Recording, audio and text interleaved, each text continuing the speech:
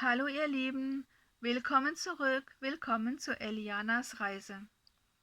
Im letzten Kapitel ist Eliana im Klinikum angekommen.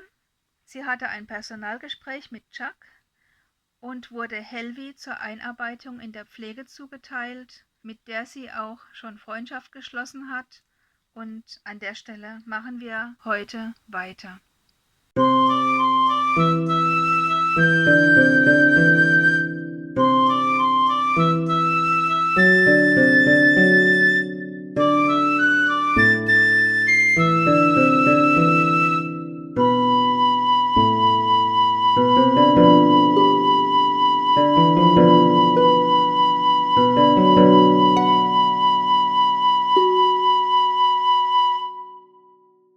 15. Kapitel. Mehr als Leben. Ehe sie es sich versah, war die Woche vergangen und ihr 14. Geburtstag war gekommen. Helvi hatte für reichlich Gratulanten gesorgt. Die Klinikverwaltung hatte sich nicht lumpen lassen und eine riesige Schokoladentorte für Eliana gebacken. Dazu gab es Kuchen und anderes Gebäck in Hülle und Fülle. Eliana hatte sich die Torte gewünscht, aber was ihr da präsentiert wurde, übertraf ihre kühnsten Vorstellungen, und es duftete im ganzen Haus nach frischem Kaffee. 32 Kolleginnen und Kollegen kamen zur Feier. Helvi beobachtete Eliana grinsend, wie sie mit den vielen neuen Namen jonglierte. Wenn sie daran dachte, welche panische Angst sie vor der Klinik gehabt hatte, konnte sie das gar nicht mehr nachvollziehen. Am spannendsten war es, als sich L95BX bei ihr vorstellte als Mitarbeiter der Buchhaltung. »Nenn mich einfach Elbix, so tun das alle anderen auch«, sagte er. Hätte Eliana es nicht gewusst, sie wäre im Leben nicht drauf gekommen, dass Elbix ein Roboter war. Im Smalltalk machte er einen gebildeten, aber dennoch unaufdringlichen Eindruck. Mit ihm auszugehen, das würde ihr den Neid der ganzen Menschheit einbringen. So gut sah er aus. »Verlieb dich nicht in ihn, er ist ein Herzensbrecher«, sagte Helvi lachend, die sich zu ihnen gesellt hatte. »So manche Dame hier hat in ihr Kissen geweint, als sie erfahren hat, wer er ist.« »Wie traurig«, meinte Eliana amüsiert, und an Elbix gewandt fragte sie, »Und wie siehst du das?« »Ich liebe die Menschen«, antwortete Elbix, »aber meine Arbeit liebe ich mehr.« »Oh weh, ein Buchhalter«, rief Helvi aus mit gespieltem Entsetzen. »Ich habe Geld und ihr nicht«, spöttelte der Roboter bissig zurück und schmunzelte dann. »Ich gönne dir ja deine Abrechnungen, Steuererklärungen und was es sonst noch alles gibt, womit sich ein Mensch wie wir nicht mehr belasten muss«, meinte Helvi schließlich. »Ich bin froh, dass es euch gibt«, fügte Eliana besänftigend hinzu. Sie wusste aus Erfahrung, dass mit beleidigten Robotern nicht gut Kirschen essen war, auch wenn sie diese sowieso nicht aßen. Eliana gönnte sich eine weitere Runde am Kuchenbuffet und nahm dann bei Helvi und einigen Kollegen am Tisch Platz. Da bemerkte sie, dass 2 Personen in den Saal kamen, die von ihren dunklen Uniformen nicht wie medizinisches Personal aussahen, aber Zivilschützer schienen es auch nicht zu sein. Sie sahen sich um, als würden sie etwas suchen, und gingen dann durch den Raum und unterhielten sich mal mit diesen, mal mit jenen. Offenbar waren sie nicht gekommen, um Eliana Glückwünsche zu überbringen. »Interne Sicherheit«, flüsterte Helvi, die Elianas erstaunte Miene beobachtet hatte. »Sind übrigens alles Neutroklone. Keiner mag sie.« Und etwas leiser sagte sie dann noch, »Sie petzen. Sie petzen alles.« »Ganz üble Gestalten«, flüsterte ein Kollege, der mit am Tisch saß. Er dürfte etwa so alt sein wie Helvi, war auch in der Pflege angestellt und Eliana hatte ihn schon ein paar Mal gesehen. »Früher haben sie die IDs gescannt und alles ans Gesundheitsministerium gemeldet«, fuhr der Mann fort. »Diese Bazillen«, zischte eine ältere Kollegin. »Ich weiß das noch, als wäre es gestern gewesen. Sie haben bei einer Überprüfung 3 Illegale gefunden. Das war vor, lasst mich nachdenken, 5 oder 6 Jahren. Der damalige Personalleiter wurde verhaftet. Das musst du Eliana mal erzählen, meinte Helvi, aber lass uns warten, bis die Neutros weg sind. So lobten sie die leckeren Torten, das schöne Wetter, dann wieder die Torten und dann wieder das Wetter, bis die Sicherheitsmitarbeiter endlich ihre Arbeit beendet und den Saal verlassen hatten. Im Vorbeigehen hatten sie ihnen in die Gesichter geschaut, hatten sich zugenickt und waren gegangen. »Sie haben Wissenschips mit unseren Gesichtern«, sagte Helvi, »aber nun soll Celia mal erzählen, was sich damals zugetragen hat. Es war ein Skandal ohnegleichen.« Die ältere Kollegin mit dem Namen Celia räusperte sich und begann zu berichten. Der alte Morvig wurde also in den Knast gesteckt mitsamt den 3 illegalen Mitarbeitern, begann Celia. Illegal heißt hier illegal gezeugte Menschen, also keine Klone. Sie atmete tief ein. Einer von ihnen war ein junger Arzt, sehr ambitioniert, sehr fähig, der Liebling der Belegschaft.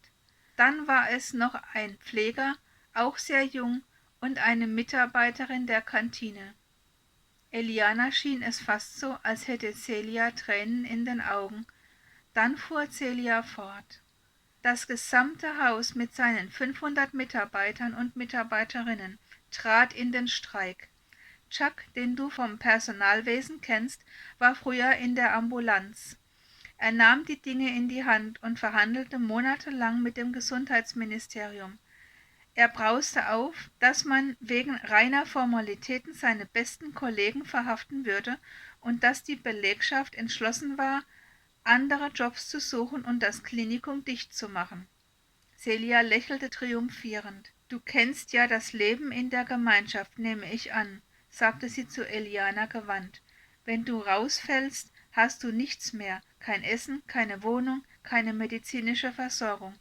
So manch einer lässt sich dann etwas einfallen, um wenigstens im Gefängnis durchgefüttert zu werden. Und das sind nicht im geringsten Taugenichtse, sondern oft hochbegabte Leute, die einfach zur falschen Zeit am falschen Ort einen kleinen entscheidenden Fehler gemacht haben.« Eliana nickte. Wären im Zentralgebäude von Klonland 3 keine Lebensmittel gewesen und hätte sie nicht Artie und dann Broderick getroffen, wäre sie sicher schon verhungert.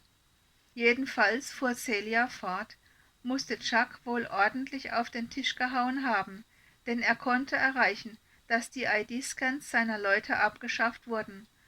So nahmen dann alle den Betrieb wieder auf und Chuck übernahm das Personalwesen, um weitere Vorfälle dieser Art im Keim schon auszumerzen. »Und was wollen die Neutros dann genau wissen?« fragte Eliana.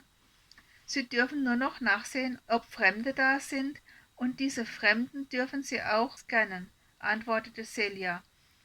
»Ach ja, und das Schnüffeln in den Personalakten hat Chuck auch unterbunden.« »Wer weiß, was passiert, wenn Chuck einmal in Rente geht«, meinte Helvi. »Das kann dauern«, erwiderte Celia. »Er ist jetzt 43 und ein echter Klon.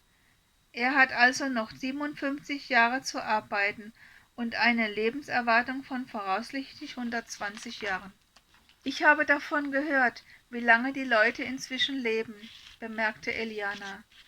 »Nicht alle«, erwiderte Celia. »Nur wenn dir die entsprechenden Maßnahmen zur Verfügung stehen, also genau genommen nur, wenn du ein registrierter Klon bist. Tatsächlich sterben viele Illegale schon in ihren 60ern, weil ihnen einfach permanent das Leben unmöglich gemacht wird.« Eliana dachte kurz nach, beschloss aber dann, ihre Identität nicht preiszugeben. Sie war hier zweifellos privilegiert. Sie würde ein langes Leben haben unter dem Schutz dieser Gemeinschaft. Nun meldete sich Helvi zu Wort. »Wir haben hier einige Leute aus Klonland 3. Die hatten es dort nicht drauf mit dem Klonen, aber sie waren eine bekannte Anlaufstelle für illegale Geburten und Findelkinder.« Elianas Augen weiteten sich, aber sie schwieg. Schon der alte Morvig hatte dort Personal bestellt. Er pflegte zu sagen, »Ich bin es so leid, ständig Intelligenzbestien mit 2 linken Händen zu bekommen. Ich brauche richtige Menschen mit echtem Interesse an dem, was sie tun«, berichtete Celia. Eliana musste unwillkürlich lachen. Der alte Morvig wäre ihr sympathisch gewesen. Was ist aus Morwick geworden? Fragte sie. Er ist ausgewandert, sagte Celia. Nachdem er aus der Haft kam, hat er sich mit Freunden nach Südamerika abgesetzt. Wir haben es über eine Kontaktperson erfahren. Celia räusperte sich. Du weißt sicher, dass Kontakte nach draußen unerwünscht sind. Wir verbieten es nicht explizit und die Türen sind nicht abgeschlossen, aber wenn jemand erwischt wird, wenn er also in Zivilschützer hineinläuft, dann werden ihm sofort kriminelle Machenschaften unterstellt und das hat immer üble Konsequenzen. Eliana hatte auf einmal das Gefühl zu ersticken. Sie hatte die ganze Zeit an ihre Freunde gedacht, an Artie mit seiner Gitarre, dem Solby, an Broderick und seinen kaltschnäuzigen Humor, an die weiße Deborah und an Natalie, die inzwischen ihr Baby haben müsste, ein illegales. Auch wenn sie sich im Klinikum wohlfühlte und sie alles im Überfluss hatte, fehlte ihr die Freiheit, als hätte sie nur ein halbes Leben. Ihr Lieben, begann sie nun, es war so wunderschön mit euch. Danke für diese tolle Geburtstagsfeier und danke, Celia, für deine Berichte. Ich werde mich mal zurückziehen, feiert gerne noch weiter und esst alles auf. Danke für die Einladung, sagte der junge Mann. Wir sehen uns. Eliana winkte. Dann ging sie in die Küche, um sich dort herzlich für das Buffet und vor allem für die phänomenale Schokoladentorte zu bedanken. Sie nahm sich noch ein Stück von der Torte mit ins Zimmer. Dort schrieb sie bis spät in die Nacht in ihr Tagebuch. Von neuen und alten Freunden, von Ereignissen und Erzählungen und von Robotern, die hoffentlich so glücklich waren wie der Solby, wenn Eliana ihm ein Küsschen geschenkt hatte. Damit ist auch schon wieder das Kapitel zu Ende, unsere Reise aber noch lange nicht. Ich hoffe, es hat euch gefallen und vielen Dank fürs Zuhören. Wir sehen uns nächste Woche am Donnerstag, wie gewohnt, mit dem nächsten Kapitel. Und bis dahin wünsche ich euch alles Gute, fühlt euch gedrückt und wir sehen uns. Ciao!